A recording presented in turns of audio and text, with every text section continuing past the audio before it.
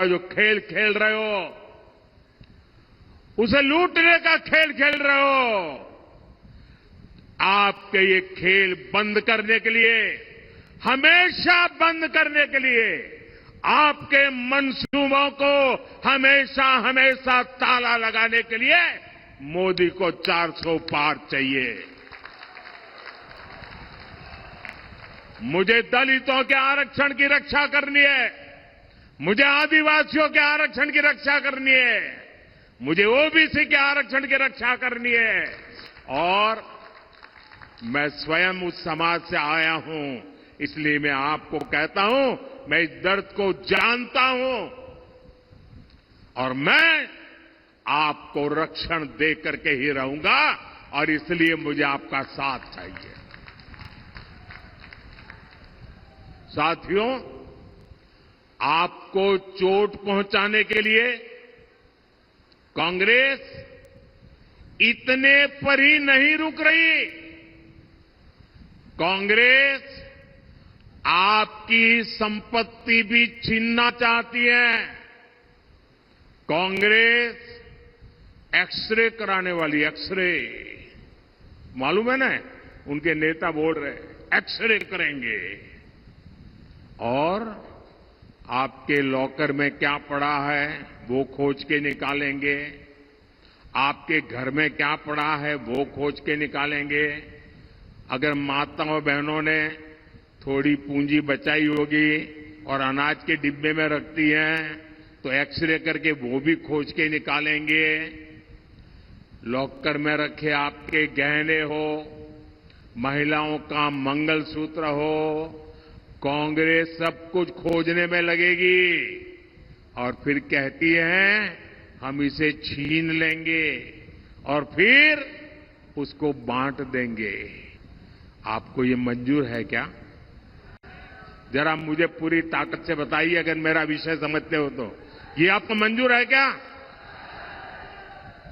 आपके पास अगर एक घर गांव में है और एक घर आपने शहर में ले लिया, 2 घर है, तो एक घर कांग्रेस ले लेगी, कांग्रेस की सरकार ले लेगी। अगर आपके पास 2 गाड़ी है तो एक गाड़ी कांग्रेस की सरकार ले लेगी। ये उन्होंने घोषित किया है। क्या आपको ये मंजूर है क्या? ये करने देंगे क्या?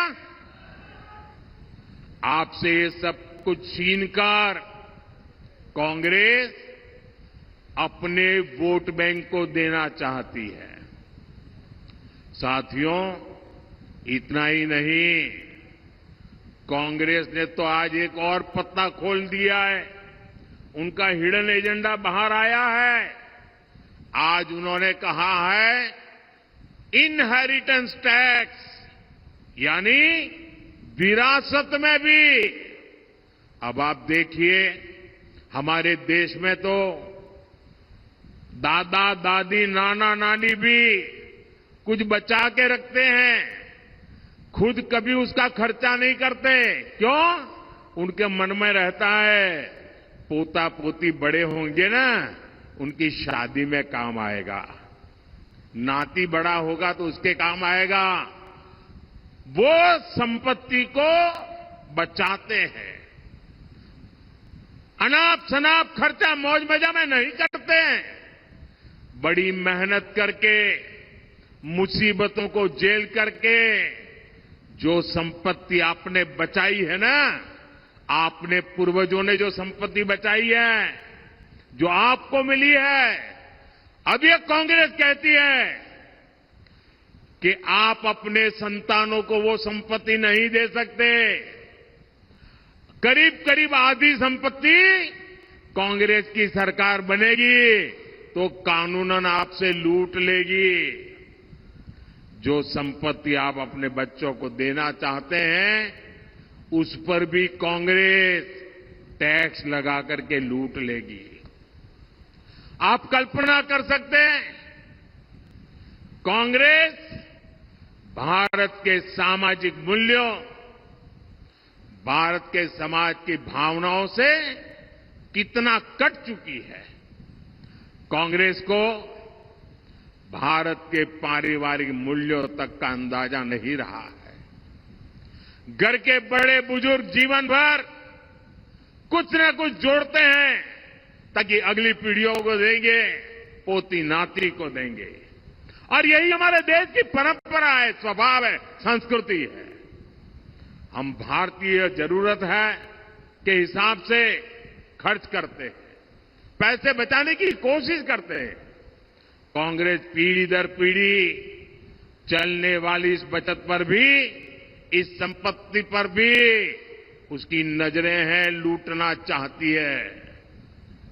यानी कांग्रेस का मंत्र है, कांग्रेस का मंत्र है, ये याद रखना, घर घर पहुंचाना। मेरी बात पहुंचाओगे घर घर? मेरी बात घर घर पहुंचाओगे?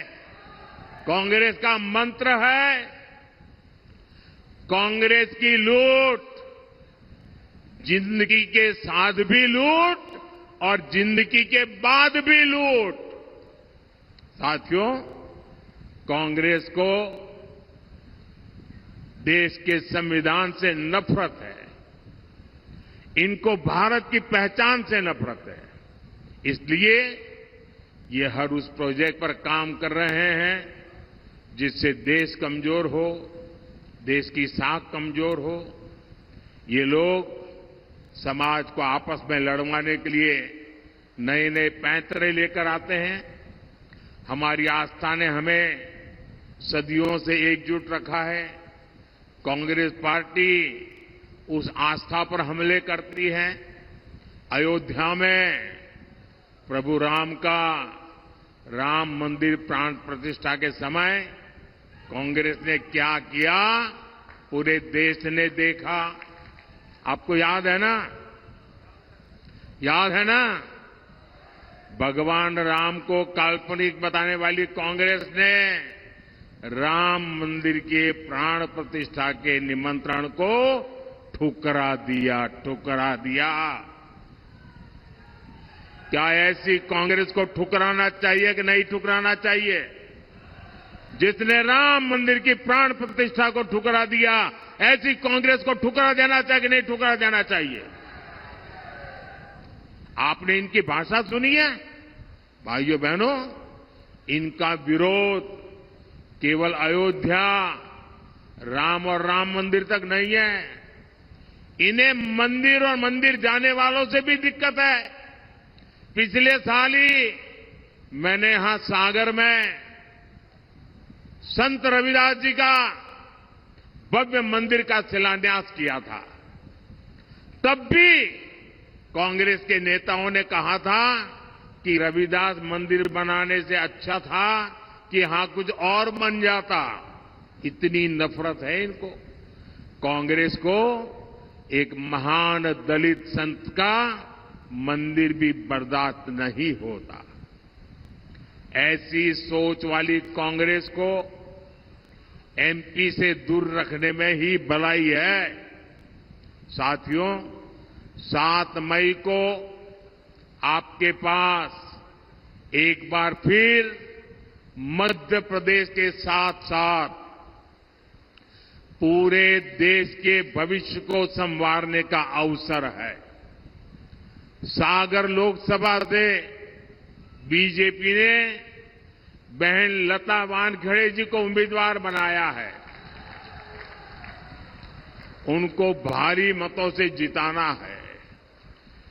मैं जानता हूं गर्मी बढ़ रही है। मैं ये भी जानता हूं कहीं कहीं शादी ब्याह का माहौल है। मैं भी ये भी जानता हूं कुछ लोगों को खेत में अलग अलग काम भी है। लेकिन मेरा आपसे अनुरोध है, कितना ही काम न क्यों न हो, लेकिन देश के लिए कुछ समय देना चाहिए कि नहीं देना चाहिए? देना चाहिए कि नहीं देना चाहिए? हमें अपना वोट देना चाहिए कि नहीं देना चाहिए? हमने अपने अधिकार का उपयोग करना चाहिए कि नहीं करना चाहिए? राष्ट्र निर्माण के इतने बड़े यज्ञ में हर किसी का योगदान होना चाहिए।